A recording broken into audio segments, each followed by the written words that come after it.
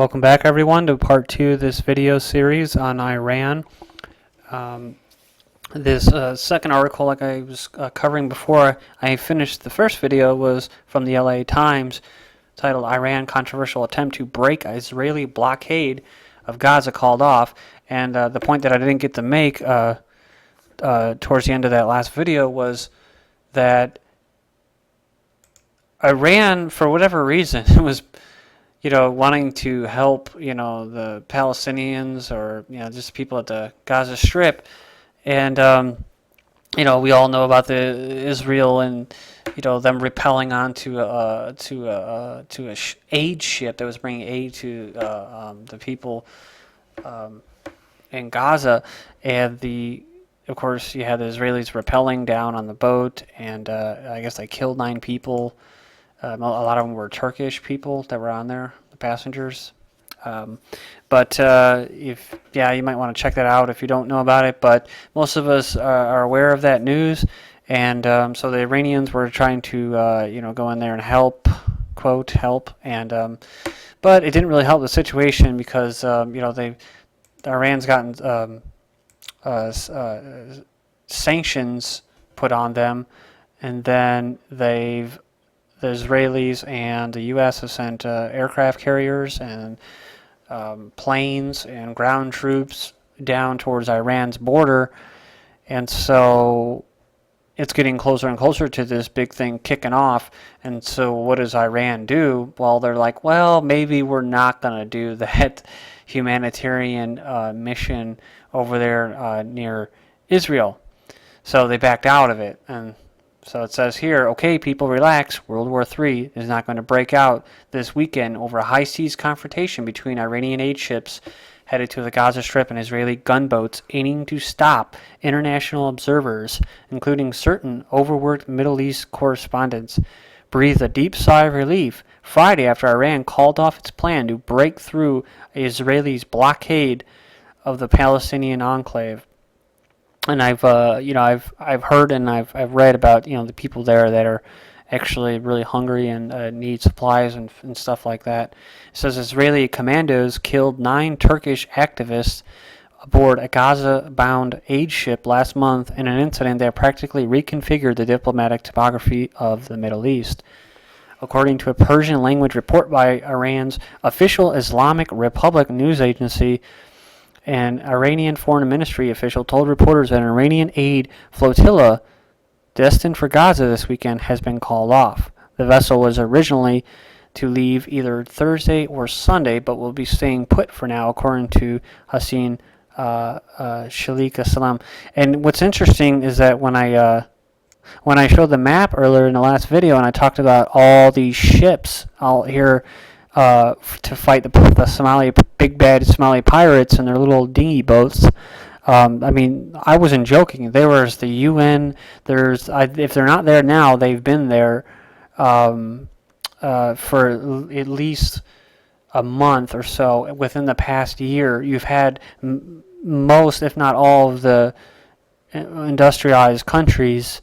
The countries are in the G20 and not in the G8. They were all here at one time or another in the past year in this area right here, and that included the Iranian ships, Iranian naval ships. So the Iranian naval ships were over here, as well as the UN, the EU, NATO, Germany, the U.S. The Chinese and the Russians actually formed a Navy strike force. The Chinese and the Russians have their own little naval strike force now, and it's located over here, and it has deployments over here. So I just wanted to toss it out there too. Iran's got ships over here as well, and I thought I would just give their side of the story. It says, quote, the Iranian flotilla will not go to Gaza, And it says, quote, this flotilla was initially scheduled to leave on Thursday heading for Gaza, but due to the constraints created by the usurping Zionist Zionist government is not allowing certain types of goods to pass through. It was decided that the vessel would leave on Sunday, June 27th. This will also not happen now. And let's just cut to the chase and get right to the source. This is from UN.org, the UN's official website, and the title of this little propaganda piece is called Citing Iran's Failure to Clarify Nuclear Ambitions, UN Imposes Additional Sanctions.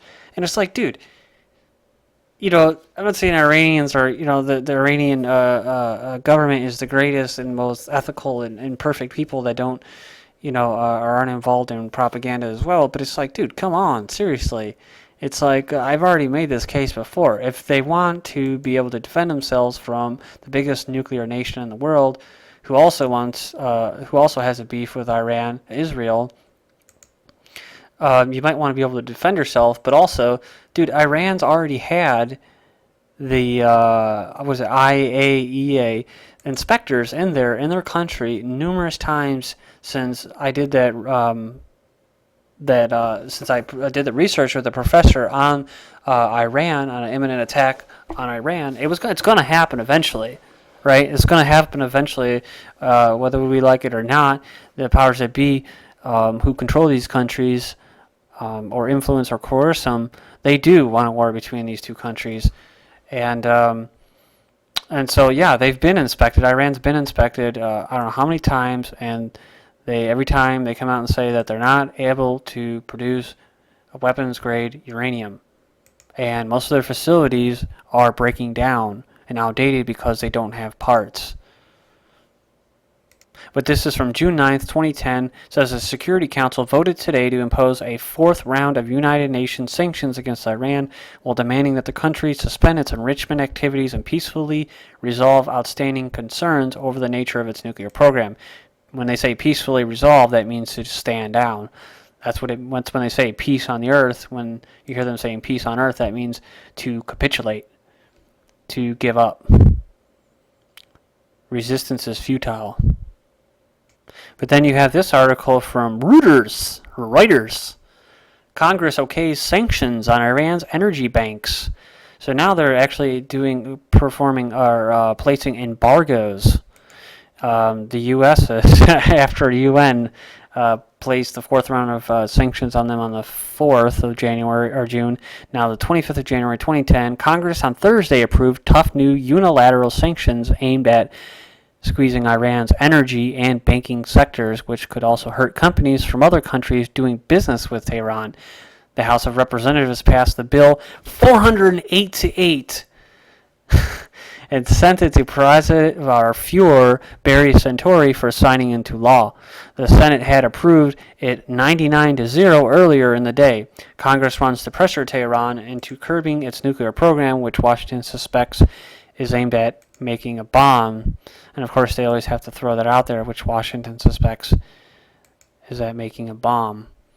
And like I said, it's one of those wink-wink things where there's a good possibility they are, but they're also producing it for energy, and then at the same time they have the goddamn right to.